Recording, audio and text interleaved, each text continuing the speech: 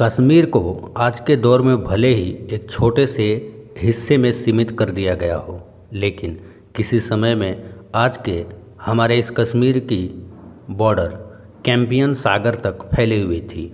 जी हाँ, वही कैंपियन सागर जिसके एक किनारों पर अजरबैजान और दूसरे किनारे पर तुर्कमेनिस्तान जैसे देश बसे हुए हैं। और यही कैंपियन सागर ऋषि कश्यप के नाम पर यानी कश्यप सागर के नाम पर रखा गया था।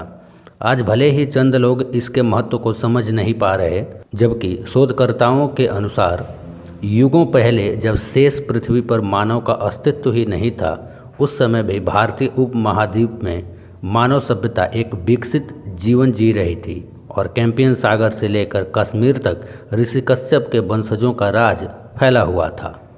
इसके अलावा यह भी कहा जाता है कि त्रेता युग में भगवान श्री राम के जन्म से भी हजारों साल पहले तक कश्मीर मात्र एक जनपद के रूप में हुआ करता था। और यदि हम वाल्मीकि रामायण की माने तो कम्बोज, वाल्हिक और वनायु देश के पास स्थित था। महाभारत काल तक भी कश्मीर के कई हिस्से भारत की 16 में से 3 महाजनपदों में आते थे, जो गांधार, कम्बोज और कुरु नामक महाजनपद के नाम से जाने जाते थे। इसमें से गांधार नामक महाजनपद आज के पाकिस्तान का पश्चिमी तथा अफगानिस्तान का पूर्वी हिस्सा है। उस काल में भारत का गांधार प्रदेश हुआ करता था। जिस समय सिकंदर ने यहाँ आक्रमण किया था, उस समय तक गांधार में छोटी छोटी बड़ी कई रियासतें हुआ करती थी, जिनमें से अभिसार और तक्षशिला सबसे प्रमुख मानी जाती है और वर्तमान में जिसे हम पेशावर के नाम से जानते हैं।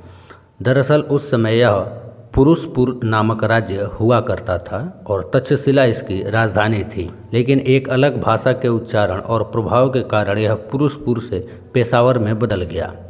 इसके अलावा महाभारत ग्रंथ में जिस अभिसारी नामक नगर का उल्लेख आता है, वह भी चिनाब नदी के पश्चिम में पूंछ, राजौर और भीमभर की पहाड़ियों में स्थित था। यदि हम वाल्मीकि रामायण की माने तो कम्बोज, वाल्हिक और वनायु देश के पास स्थित था। और अगर हम आधुनिक इतिहास की माने तो कश्मीर के राजौरी से तजाकिस्तान तक का हिस्सा ही कम्बोज हुआ करता था, जिसमें आज का पामीर का पठार और बदख्वासा भी शामिल है। कम्बोज महाजनपद का विस्तार कश्मीर से हिंदू कुश तक फैला हुआ था, जिसमें इसके उस समय के 2 नगर राजपुर और नंदीपुर शामिल थे। प्राचीन काल के उस राजपुर को ही आजकल हम राजौरी के नाम से जानते हैं। इसमें पाकिस्तान का हजारा नामक जिला भी कम्बोज के अंतर्गत ही आता है। इसी तरह कश्मीर के कई स्थानों जैसे बडगाम, पुलवामा, कुपवाड़ा, शोपियां, गंदरबल, बांडीपुरा, श्रीनगर, पहलगाम और कुलगाम जिलों का भी अपना अलग प्राचीन और पौराणिक इतिहास रहा है। कश्मीर का प्राचीन और पौराणिक इतिहास सबसे पहले यहाँ के मूल निवासी कश्मीरी पंडितों से जुड़ा हुआ है, इसलिए यही कश्मीर के मूल निवासी माने जाते हैं। और यदि बात कश्मीर के पौराणिक इतिहास की हो रही हो तो भला उसमें बाबा अमरनाथ की गुफा का कैसे छूट सकता है।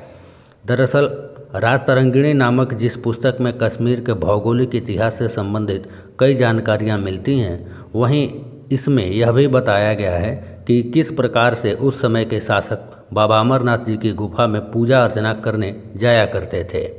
हालांकि यह बात और है कि कुछ इतिहासकारों ने बाबा अमरनाथ जी की गुफा की खोज की झूठी कहानी गढ़कर एक गढ़रिये को महान बना दिया था। तो इतनी महान और पुरातन संस्कृति और इतिहास का अमूल्य खजाना भारत भूमि के कश्मीर नाम जिस भूभाग से जुड़ा हो, भला वह अब बेहाल और लाचार कैसे रह सकता है। अगर ज़रूरत है तो बस कश्मीर से जुड़े उस पौराणिक इतिहास और उसके तथ्यों और सनातन धर्म से संबंधित इसके महत्व को समझने की, समझाने की और दुनिया के सामने लाने की।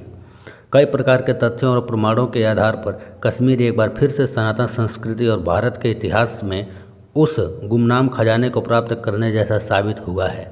इसलिए हम कह सकते हैं कि कश्मीर में छुपा है युगों युगों का रहस्यमयी खजाना और इतिहास। इन सभी पुस्तकों में भगवान श्री कृष्ण का जिक्र आता है। नीलमत पुराण और राजतरंगिणी में एक प्रमुख कहानी महाभारत कालीन राजा गोनंद की है।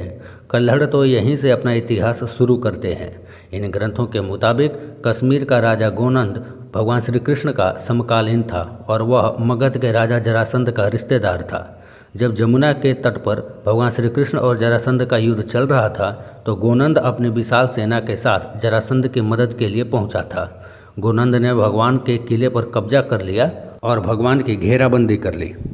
लंबे समय तक गोनंद की सेना ने वीरता के साथ युद्ध किया, लेकिन आखिरकार गोनंद श्री कृष्ण के भाई बलराम के हाथों मारा गया। गोनंद के बाद उसका बेटा दामोदर कश्मीर का राजा बना। वह श्री कृष्ण से अपने पिता की मौत का बदला लेने के लिए आतुर था, लेकिन उसने सही मौके का इंतजार किया। थोड़े समय बाद सिंधु के तट पर गांधार के राजा ने एक स्वयंवर का आयोजन किया। इस स्वयंवर में भगवान श्री कृष्ण ने भी अपनी बाकी यदुवंशी सगे संबंधियों के साथ भाग लिया। स्वयंवर के बाद जब दुल्हन को लेकर सभी लौट रहे थे तो दामोदर ने इसे उपयुक्त अवसर मानकर भगवान श्री कृष्ण पर आक्रमण कर दिया। इस आक्रमण की अफरा तफरी में दुल्हन मारी गई और क्रोध में आकर दूल्हे और उसके साथियों ने दामोदर की सेना को पराजित कर दिया।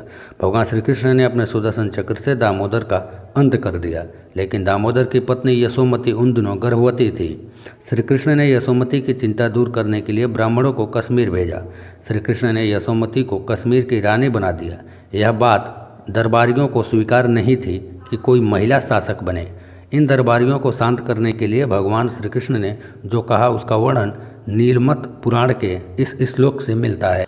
कश्मीरा पार्वती तत्र राजा ज्ञेयो हरान सजा नावज्ञेय सह दुष्टोपि विदोषी भूति मिच्छता पुंसाम निर्गौरवा भोज्ये ईवया स्त्री जने दृश प्रजानाम मातरम तास्तानम पश्यन देवतामिव।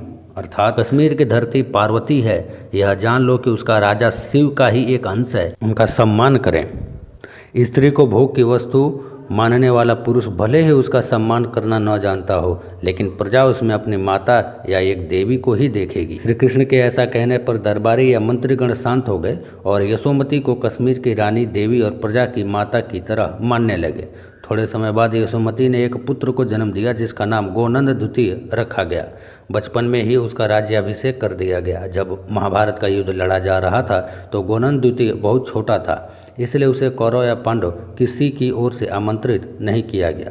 यही कारण है कि महाभारत युद्ध के दौरान विभिन्न राज्यों का जिक्र तो मिलता है, लेकिन कश्मीर का नहीं मिलता। राजा ललितादित्य, जिनके शासनकाल को कश्मीर का स्वर्ण युग कहा जाता है, उनके काल में बने मंदिरों और कलाकृतियों में भी गोपियों के बीच बैठे भगवान श्री कृष्ण और यमुना इत्यादि का चित्रण मिलता है। हम निसंकोच यह बात कह सकते हैं कि आज जैसे कुछ लोग मात्र जमीन का एक टुकड़ा समझते हैं और मात्र कश्मीर कहकर पुकारते हैं, वह सनातन संस्कृति और भारत के इतिहास में कितना अनमोल स्थान और रत्न हुआ करता था।